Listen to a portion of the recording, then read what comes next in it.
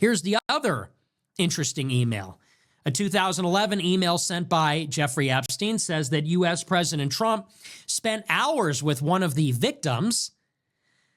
The email was sent to Epstein's former girlfriend, Ghislaine Maxwell. It said, quote, "I want you to realize that that dog that hasn't barked is Trump. The victim spent hours at my house with him. He has never once been mentioned," Epstein wrote. It's not clear what Epstein was referring to. The email was sent to Maxwell 2 years after Epstein spent 13 months in prison for sex crimes. He describes Trump as the dog that hasn't barked. The dog that hasn't barked. He knew and apparently was present for an extended period of time, maybe on the island where Epstein was assaulting his underage victims. These are the files that Trump knew about, knew his name was in, lied anyway, told us they didn't exist, told them they're fake, it's a hoax, we're falling for it, I don't want your vote.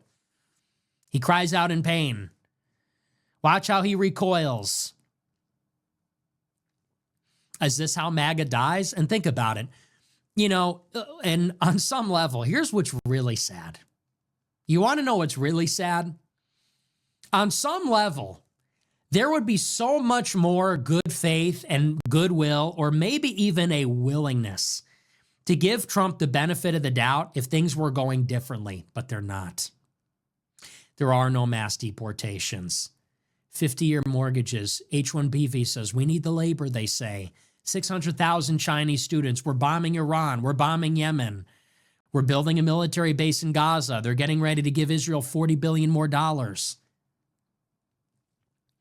If Trump were delivering on the real victories for Americans, maybe there'd be some benefit of the doubt. Maybe, and you can think this is good or not good, maybe there'd be more of a willingness to overlook this if there was success. But this is only the cherry on top.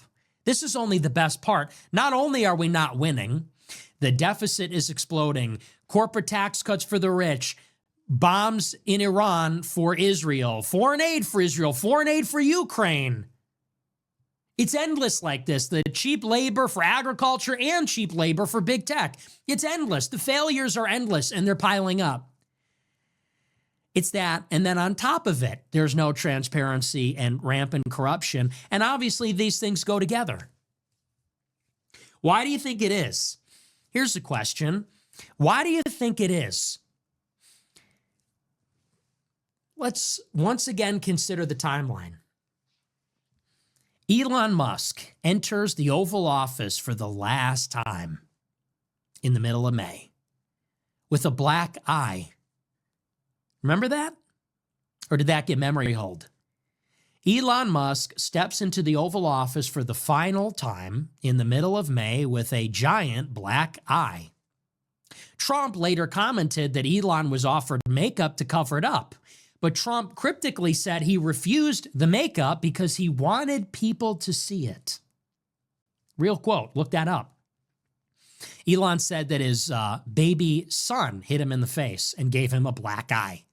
He was punched by little X, the toddler, who gave him a black eye. Grown man, this is, by the way. And do you remember how that meeting went? It didn't go well.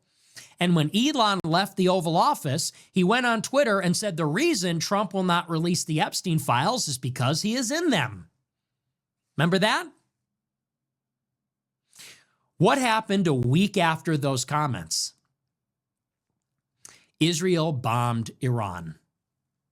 A week after that happened, after that little dust up, Israel bombed Iran.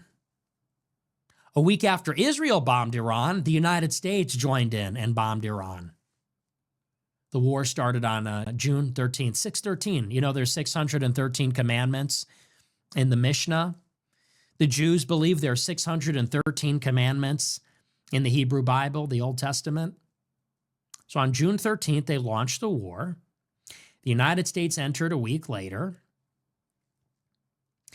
And then when Bibi Netanyahu came to visit the White House to celebrate the end of the war on 7/7, July 7th, it was before that visit that the DOJ released their memo announcing that the Epstein files did not exist and there would be no further investigation. It's interesting timing, wouldn't you say? Interesting bookends. Elon comes in with the black eye and goes out saying Trump is in the files. A week later, the war starts, and Israel successfully goads the United States into finally bombing Fordo, something they wanted for 20 years, which Trump did not want to do. And then when Netanyahu comes to visit and celebrate his third visit, the completion of the war, what he wanted since Trump got into office, maybe why Netanyahu got Trump into office, it's on 7/7 that the files are buried. You think all that's a big coincidence?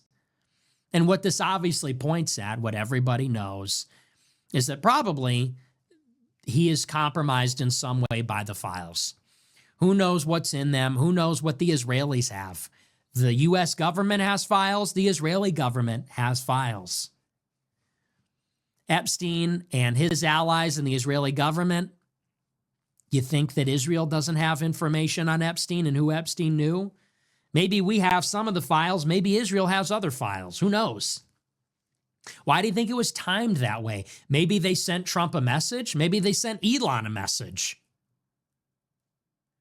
But this is the kind of stuff that we voted for Trump because we hated to see. It's weird. It's creepy. It doesn't make sense. It seems to go all the way to the top. People having black eyes, conspiracies, outright lies about sex trafficking, pedophile scandals on secret islands, wars in the Middle East that nobody wants over a nuclear program that doesn't exist. Isn't this why we elected Trump? Think about it. In 2016, Trump said the war in Iraq was a mistake. Your brother let 9/11 happen. That's not keeping us safe. They knew there were weapons of mass destruction. There weren't any. We don't even have it. Remember that? Trump was literally elected in the primary contra George W. Bush and the initial false pretense to get us into a 20-year war in Iraq, which was WMDs. Now here we are, another war under false pretenses over WMDs, nuclear weapons. And now we have the files coming out. It all stinks. And it's like, what? Here's the question that everybody is now asking after all this. What can we possibly do next so that we get a different outcome? Because Trump was elected because he was so radical, so outside the beltway, so different, so unconventional, so direct, and not politically correct. Like, he was elected because we thought he would turn Washington upside down. What can we possibly do to get a different outcome? You elect Bush, you get a war. You elect Obama, you get a war. You elect Trump, you get a war. Biden, a war. So what do we have to do? Who do we actually have to elect to set something right? And then people say, why is Nick Fuentes popular? Why do people say Nick Fuentes should run for president? I'm not going to run for president, in part because I'm too young. But it's like, why do you think people are embracing this show? Why do you think people are embracing this? Because they will take an edgelord over a sex criminal. They will take an edgelord. Yes, as a matter of fact, they will tolerate a racist. They will tolerate someone who they consider to be odious over somebody who is raping our country and selling out our country and compromised by the worst people in the world to give us war. It's the most evil shit imaginable. You're covering up a child sex trafficking ring because you're implicated in it. And the consequence of this is you have to give Israel missiles to murder children by the millions and drag your own country into another war, the very kind of war that you ran to stop. Like, there's layers of evil here. Sex crimes and murder and conspiracy and treachery and deceit. All of it. And people are so disgusted and furious, and they're just, I'm telling you, the people of the country are furious. You think I'm angry? I'm at least a little cheerful. The people of this country are furious. They are beside themselves. How much longer and how much more of this do you think people will tolerate? How much more of it do you think people will take? How many more weird school shootings and weird assassination attempts, sex trafficking rings, wars? How much more of this do you think people will take? How many more dead Charlie Kirks, weird stuff going on around that? How much more of that do you think people can take before they're ready to vote for something really radical? Something destabilizing. That's where this is all going. All of it. We want a fucking country. We don't want to be invaded by 10 million illegals in 4 years. We don't want to go to war with Iran over fake nuclear weapons. We don't want a government that's apparently in bed with child sex traffickers. Is it too much to ask? Are those unreasonable demands? Am I a Nazi for saying this? Seriously. 10 million illegals in 4 years? A war with Iran over nuclear weapons that don't even exist. Is that a joke? Epstein files being buried? Aren't you the guy that was going to stop all this? Who are you?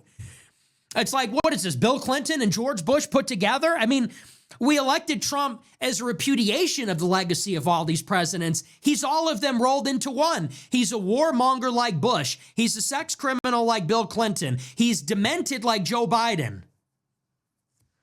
We elected him to repudiate these presidents. He's all of them put together. And we can't even deport illegal aliens. We're deporting anti-Semites. America's a sleeping giant, and this is why we want to wake up the country. The country's furious. There's anger. There's so much potential energy in the country. And all it's going to take, watch.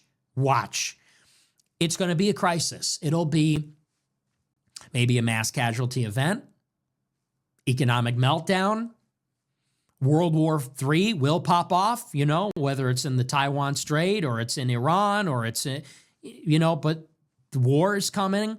All of these things are hurtling towards us, and then it's going to explode, and a sleeping giant will wake up. America will wake up.